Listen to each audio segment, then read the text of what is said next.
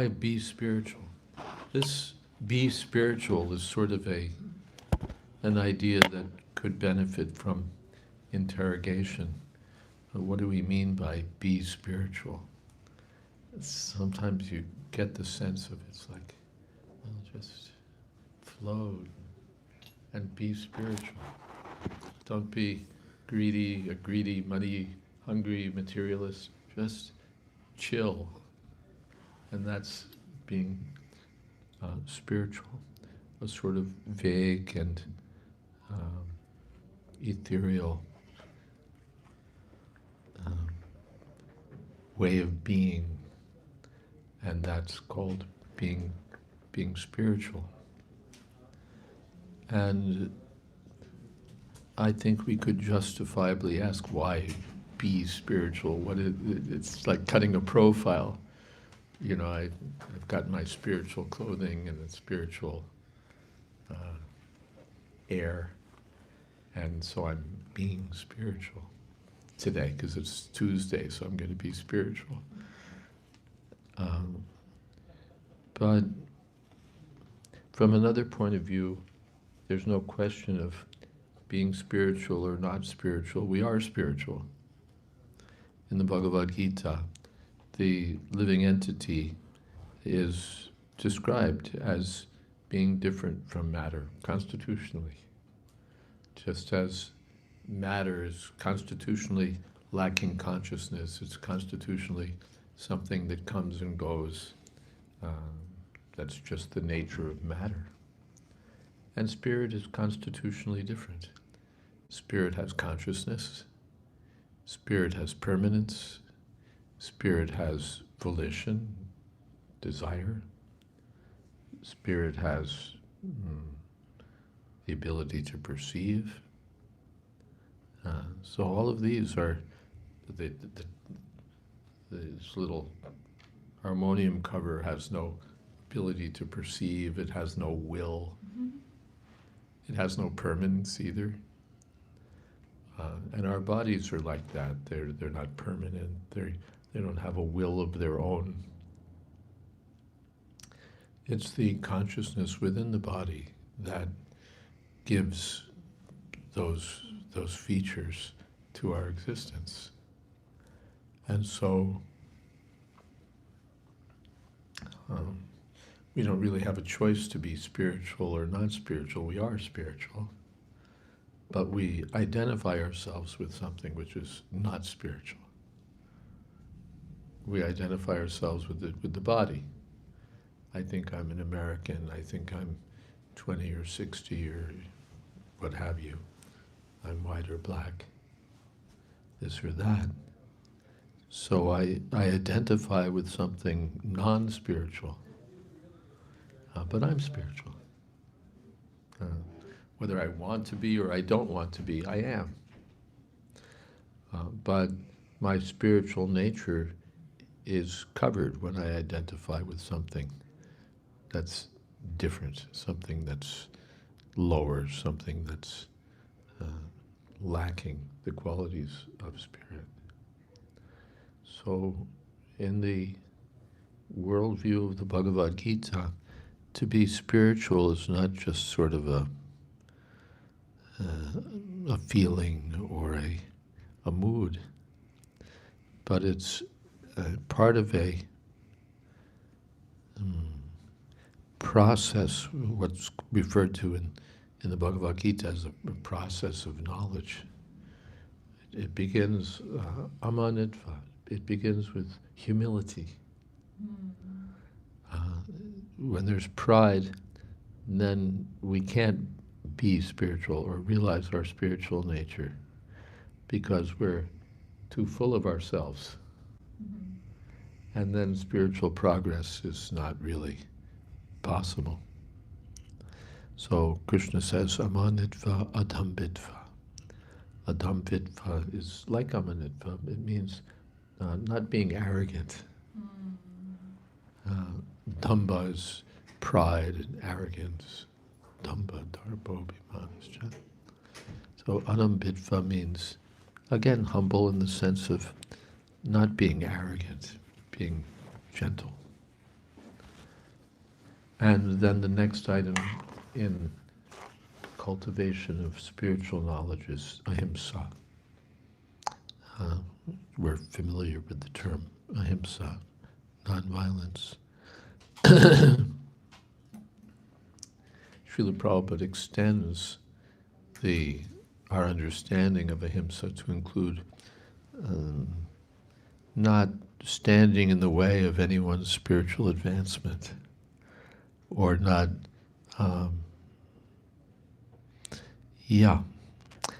not presenting some contrary idea or contrary materialistic notion. But ahimsa means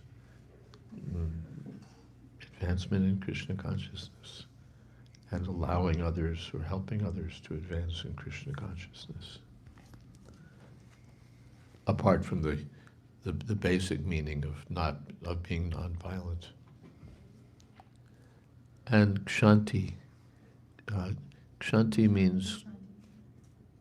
Peace, right? No, that's shanti. This is kshanti, with a K up front. Yeah, you're right, shanti is peace. But kshanti means tolerance. Tamas Tatiksha Swabharta. Krishna advises Arjuna, in this world we have to learn to tolerate. We want to change everything or everyone and make everyone and everything fit what's going to work for me. But Krishna tells Arjuna, just tolerate. Just tolerate. We have all sorts of gadgets and this and that to try to make things work for us. But Krishna says, just tolerate. Sometimes it'll be too hot, sometimes it'll be too cold. And kshanti means to tolerate. And arjavam. Arjavam means simplicity in the sense of straightforwardness. What you see is what you get. That we don't have to invent a lot of hocus pocus. We tell the thing as it is, straightforward. It's called arjavam. This is a Brahminical quality, a quality of goodness.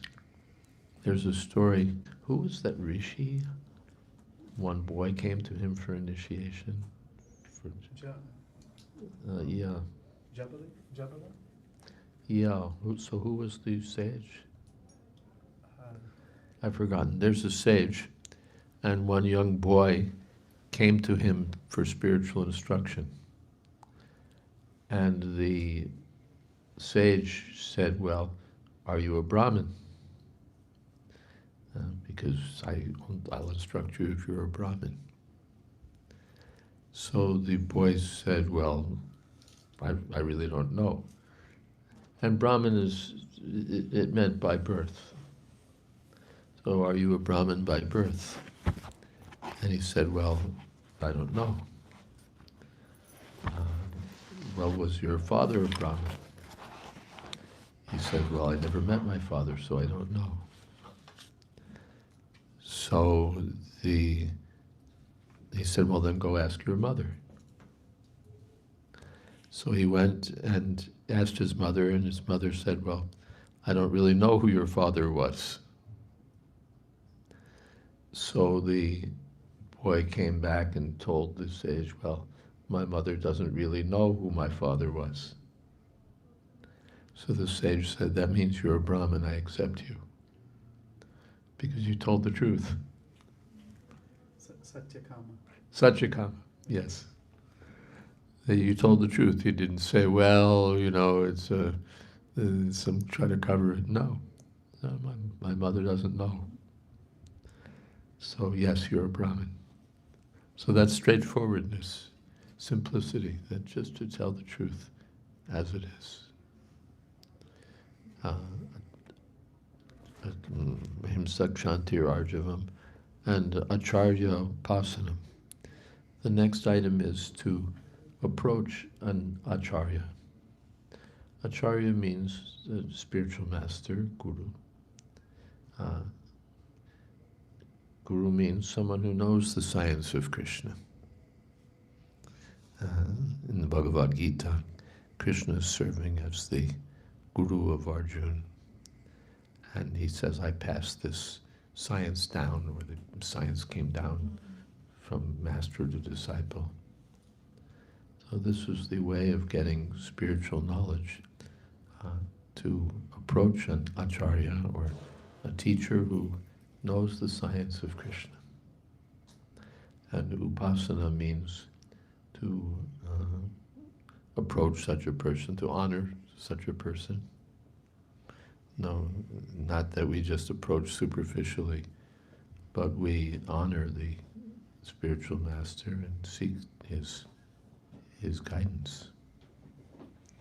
Acharya upasana is very crucial in spiritual life. Taj vijnanartam gurumeva bigachet. If one wants to understand the spiritual science, vigyan means realization. It's one thing to read a book, to know the principles, to be able to answer on an exam, but to actually realize or assimilate or understand, that's called vigyan. Gyan is book knowledge, vigyan is experienced knowledge. So if we want to get the benefit of experienced knowledge, then the Shastra, Vedic literature says we must approach an acharya.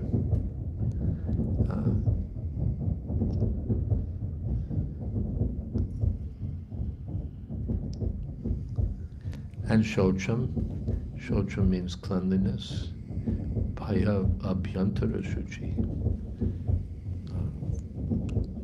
Bodily cleanliness and also purity of mind.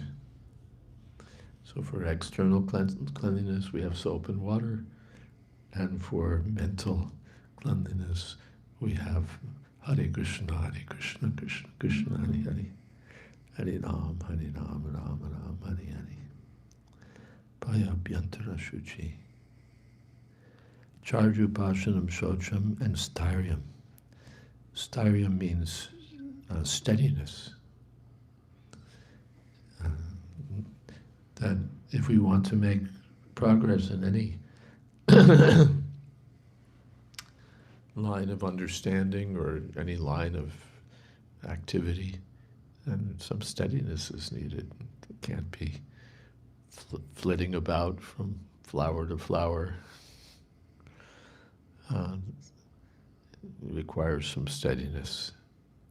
Otherwise, today on sentiment I come, tomorrow on sentiment I go, and we don't really make progress that way. Styriam, steadiness.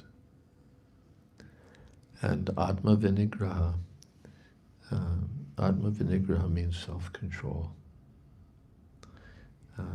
This is also an item for progress in knowledge. The ability to, or determination to control oneself.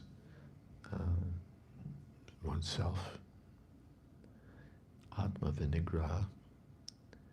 And Indriyarteshu Vairagyam, part of that willing determination to control oneself is Indriyarteshu Vairagyam, to control the senses especially. To be able, Vairagya means to be able to voluntarily set aside sense gratifications. I would like to do this, but it's not going to help me in my spiritual life.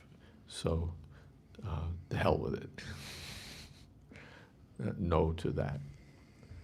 We're not going to do that. Anukul yasya sankalpa, pratikul yasya varjanam. What will help me in my spiritual life, what will help me in Krishna consciousness, that I'll accept. And what's going to hold me back, that I'll put aside. That's self-control and indriya arteshu vairagyam. And anahankara. Ahankar means material, well, false ego. Sometimes the idea is there that we have to give up our ego. But ego means identity. It comes from the Latin, I am. So some schools of thought, they think you have to give up yourself, your sense of individuality, your sense of self. But Krishna never tells Arjuna, you just merge yourself with every other self. We give up the false ego. False ego means I'm thinking I'm this body. I'm thinking I'm something I'm not. I'm thinking I'm American or Indian or white or black or young or old. So that ego, that false ego, we have to do without. And real ego is that I'm a spiritual being, that I'm servant of Krishna. That ego we can keep. This is called anahankar, freedom from false ego.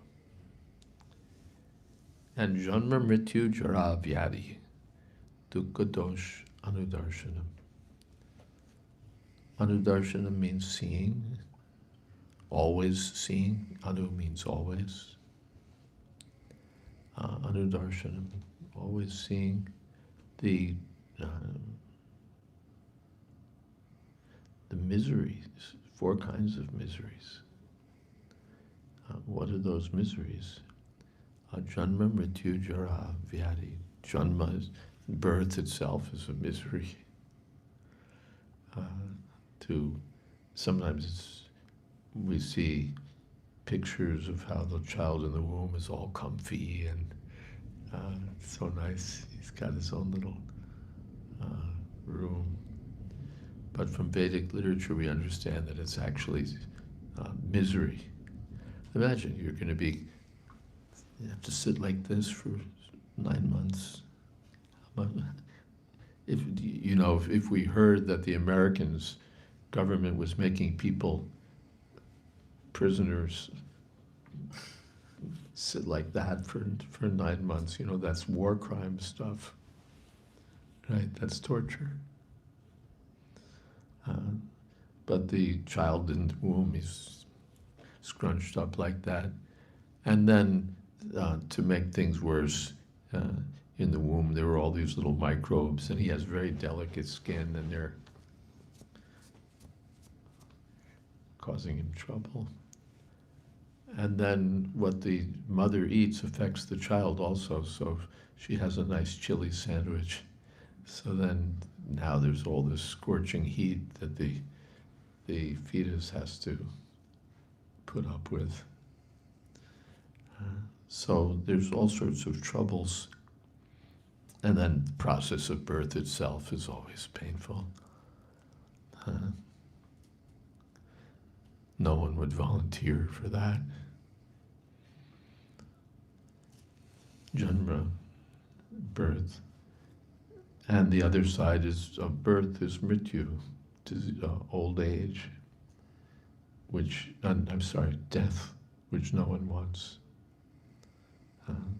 No one wants the miseries involved in dying. Janma, mrityu, and jara, old age.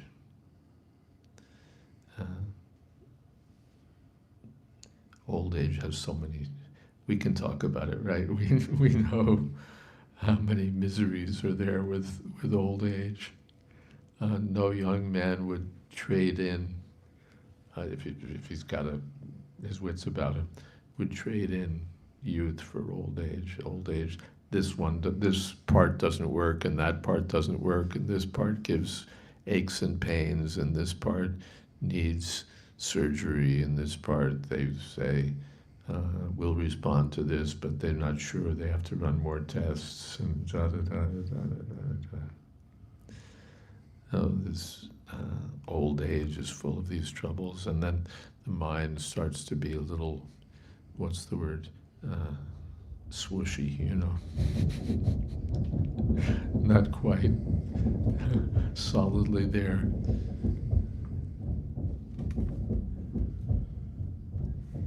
And so many troubles are there in old age. And vyadi. Vyadi means disease.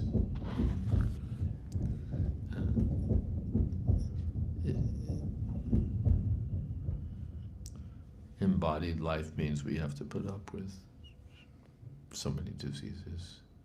Sometimes there's a big epidemic, sometimes there's just the ordinary stuff. But it's practically on every few corners there's another drugstore. Disease. So Krishna says one should always be aware of these four things: birth, death, old age, and disease. Because if we're not, then we can be, happy little creatures who just smile and carry on and don't consider what's really in store for us or what we're really going to have to go through. We can pretend that the problems of life don't exist. But if one wants to make spiritual progress, then one has to be serious. Spirituality is not just for feeling good and feeling more good and feeling even better. It involves being serious. What are the problems of life? And Sanatana Goswami, when he met Chaitanya Mahaprabhu, he asked, Kayami Kene Amai, Jaratapatroy, who am I? And why are these miseries of material existence always giving me trouble? These are the real questions for a human being. So, Lord Krishna says one should always be aware of these. Janma mrityu jara vyadi dukkha doshana darshanam asakta anabhishvanga putradara grihadashu. Asakta means detachment. The things that I think are mine are not really mine, or the things I'd like to be mine will never really be mine. So one has to learn detachment, or the things that I have today will be gone tomorrow. One should learn to be detached. All right, it came, it left. Anyway, my attachment has to be for Krishna, not for Maya. Maya means like a dream. I was king. It's a dream. I'm just a king for, 30 seconds in a dream? Dreams get a little stretchy, so objectively what's like 30 seconds in a dream seems like, a year or 2 years, but it's just a dream. So one should learn to be detached from our dream possessions. And anabhishvanga putradara grihadishu. One should learn detachment from children, wife, home, and so on. It's quite the world is built in such a way that every animal is attached to its offspring. Every human being is attached to their children. It's natural. Now, Prabhupada translates this phrase as meaning that one shouldn't be more attached than the Vedic literature advises. Some attachment will be there, all right. But when it becomes like almost insane attachment, overwhelming attachment, no, then it's too far. It's too far.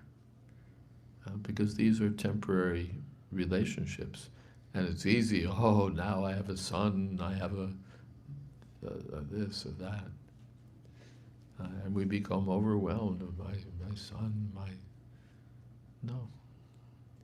All right, you have a son, there'll be some happiness, but this is not the be-all and end-all of life. There's a higher purpose in life. So, putra, dara, wife, children, home, one should be careful not to be overwhelmed by these things.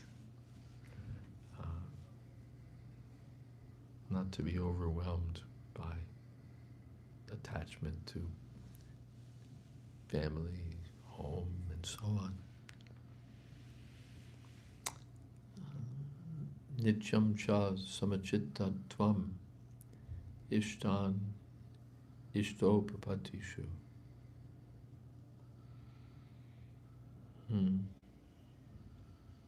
To be even-minded with gain and loss, ishtan and ishtan ishto prapatishu. To be even-minded, sometimes we get the things we want, sometimes we lose the things we have, sometimes we don't get the things we want. We should be even-minded. This is not the real business of life anyway. These things have a beginning and an end. These things will come and go. Why should my life be dedicated to these things? I have a higher aspiration, a higher purpose. That is also one of the items for cultivation of knowledge. And Mai Chananya Yogena, Bhakti Ravya Bicharani. Bhakti means, as you know, devotional service to Krishna, Krishna Bhakti Yoga.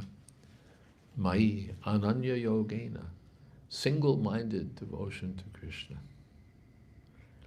Then Srila Prabhupada comments that without this item, all the other items are ultimately of no great use. This is the ultimate point, to come to the stage of attachment to Krishna. Single-minded attachment to Krishna. The other items are meant to help us with that.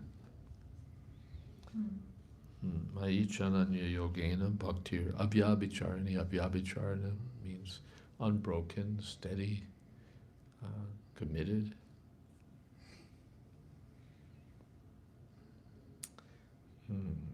Mai Chananya Yogena Bhaktir Avyabhicharani. Vivikta Deshi. And to have a tendency to live in a bit of a secluded place. That's helpful for spiritual realization.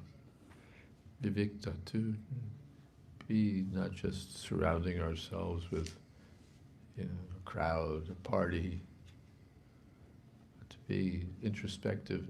We need a little solitude, a little quiet. And that will help us spiritually.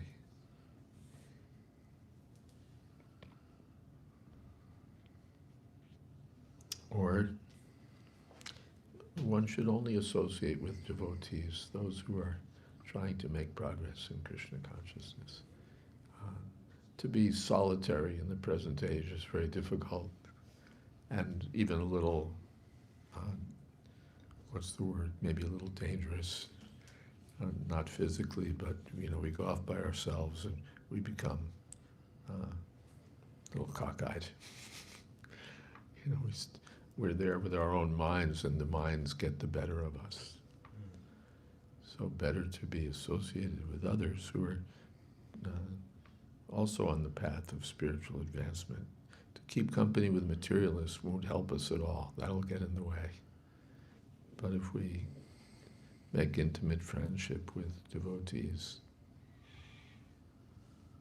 that will help us.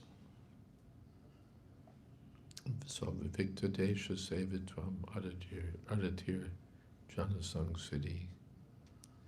to be, yes, detached from crowds. Bharatir Jana Sangsati Adhyatma Jnana Nityatvam Tattva Jnanartha Darshana. To accept the importance of spiritual realization.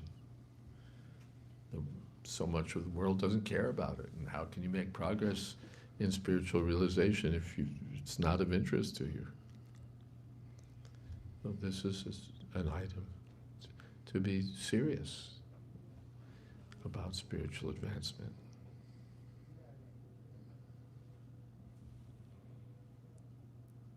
Tattva Gyan Artha Darshanam. And to see like a philosopher, to see and try to see the truth behind everything. Adhyatma Jnana Nityatvam Tattva Gyan Artha Darshanam. Etaj Jnanam iti proktam Jnanam yadaton yata. This is knowledge, Krishna says. This is the process of knowledge. And anything that's contrary to this, Krishna says, is just rubbish. Ajnanam, it's ignorance. Yadaton yata. So,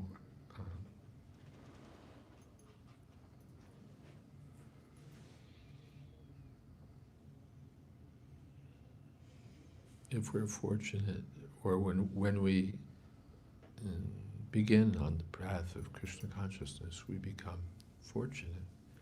And Krishna is outlining how to capitalize on that good fortune, how to make progress in that good fortune through these items of knowledge. I think you'll find there are 19.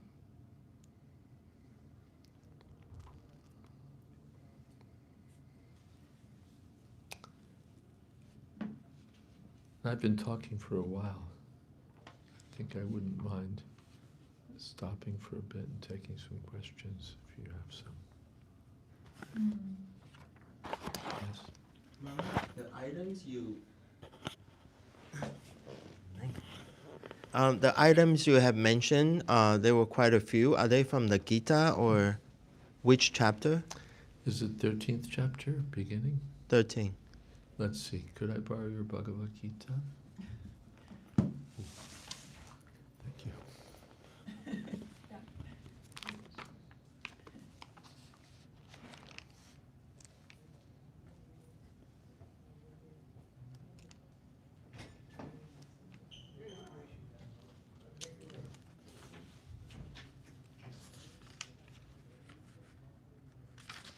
No, I've lied to you, I think. No, I haven't lied to you. 13:8 through 12. Oh, okay. Great.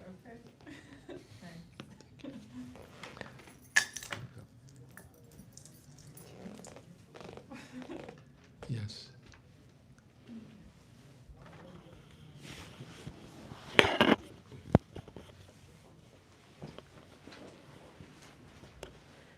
Thank you.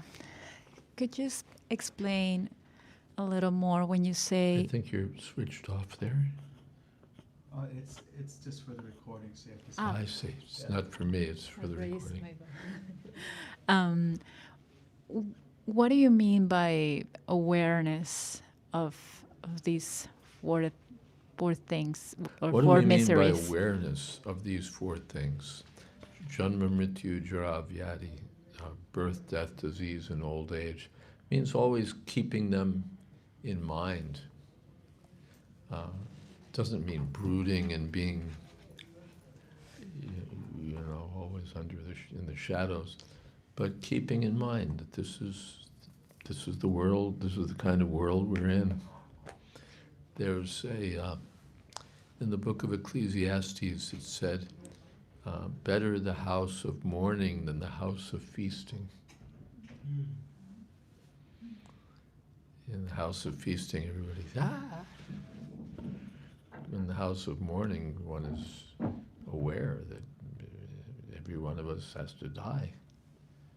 This is the problem that I'm facing. And there's one Hebrew commentator on the book of Ecclesiastes. He says that even what even when the wise are not in the house of mourning, the house of mourning is always within them.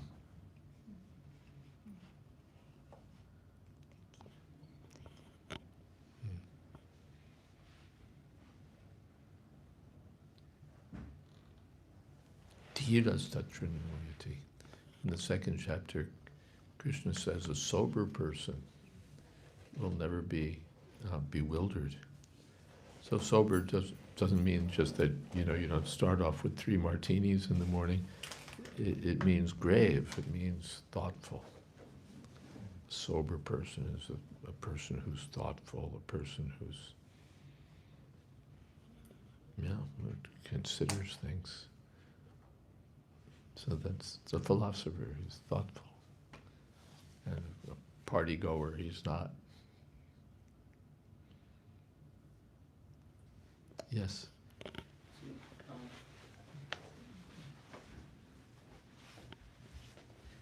So, Maharaj, you said amanitvam and adambhitvam, so humility and pridelessness. So they seem like same. Like if I'm humble, then I would be prideless as well. Manitva means expecting some kind of honor. Amanina, Chaitanya Mahaprabhu speaks of having no desire for false prestige, for honor. Otherwise, generally, we like to be honored, we like to be respected, we like to be praised. But amanitva means that one gives respect to others, but one doesn't crave respect for oneself.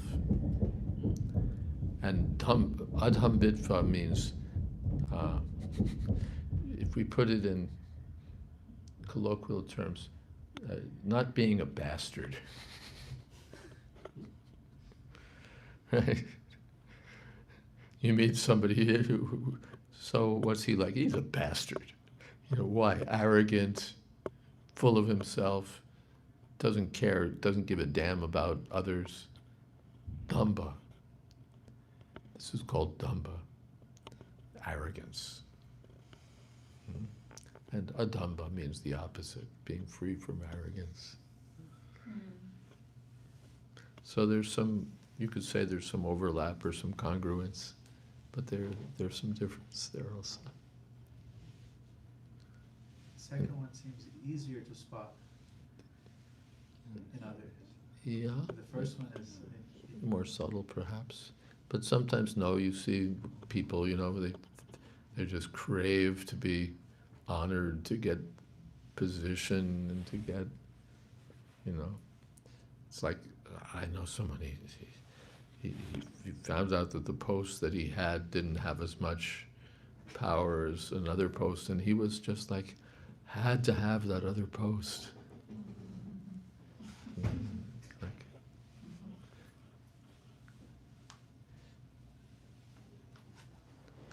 Just the name, the fame, the prestige.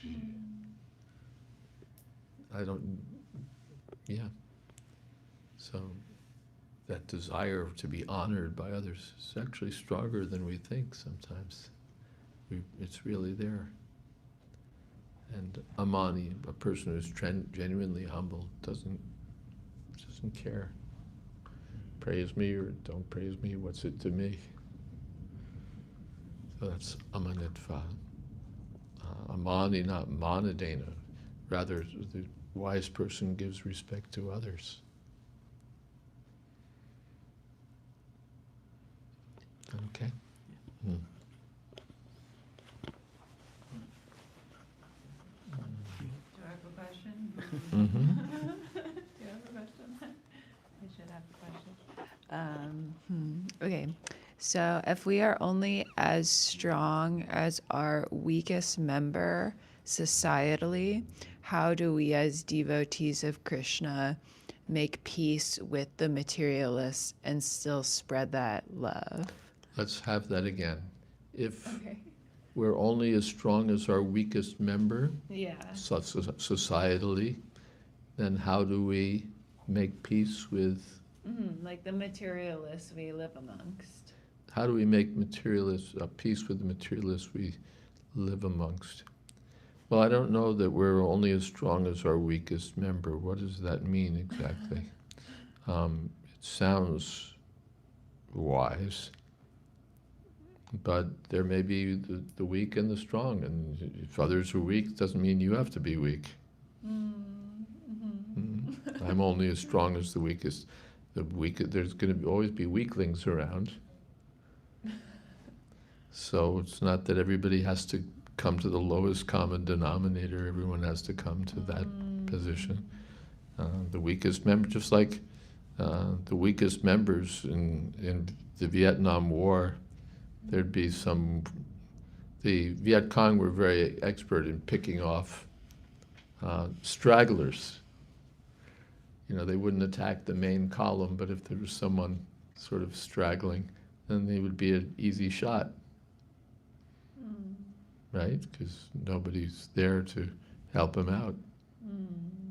So that would be the weakest member, but it doesn't mean that because we lost the weakest member, now we're all going to be weak. We have to stand on our own accomplishment or lack of accomplishment.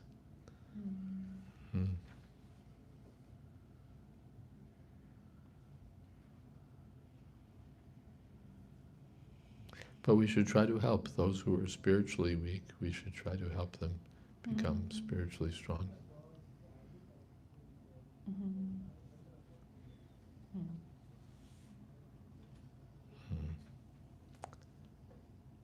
Yes, no.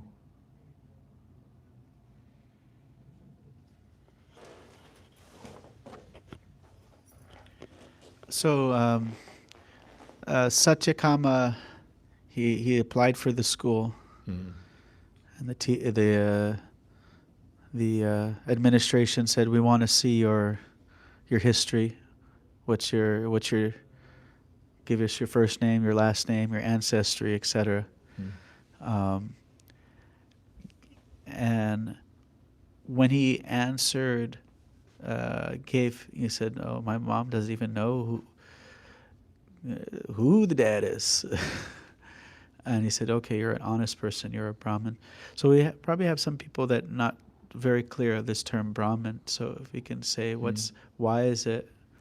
How is he a Brahmin? Because he was truthful, and what is that? What's the significance of all that? In the Bhagavad Gita, Krishna divides up society, not divides it up, but recognizes or points out four different divisions of society. Brahmana, Kshatriya, Vaishya, Shudra. This has to do with one's occupation, really. There are basically four occupational divisions. Brahmins are the intelligentsia. They're the philosophers, the priests, the thinkers, the wise. And you need such people to give vision for the society. Otherwise, we're like a body with a head. The Brahmins are like the head of the society. They have these qualities we're talking about. Amanitva, Dambitva. So because of their spiritual qualifications, they're considered the head of the social body. And then the next, the arms and hands. They're like the arms of the body. They protect the body. Even if there's some danger, What is it on the airplane, they teach you to brace in the event of a crash. And you protect your head with your arms. Because the head is, if you lose your head, you've lost the whole thing. You can lose an arm, you could even lose both arms, but if you lose your head, it's over. So the arms are protective, and we need that function too. When there's danger, the arms serve to protect. So the Kshatriyas, the heads of the government and so on, they may not be on the same level as great thinkers, but they perform an essential function. And then the next section, people who are involved in business, people who are involved in trade, people who are involved in agriculture, they form the economic strength for the society. They're like the belly of the social body. The army runs on its stomach. Without food, we're all finished. So they're the third section. To plow the field, you don't need to be a great intellectual. You don't have to have great executive capability. But still, you have to be able to manage. So that's the third section, the Vaishyas. And the Shudras are those who don't have such great qualifications, even as the Brahmanas.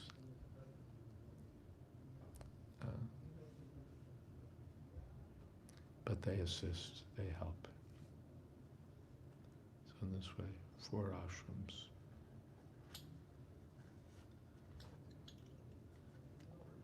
Is that okay? Yes. Would you like to lead some kirtan? I'd like to, but my voice is shot. Chronic laryngitis. Okay. But I'd like to take part.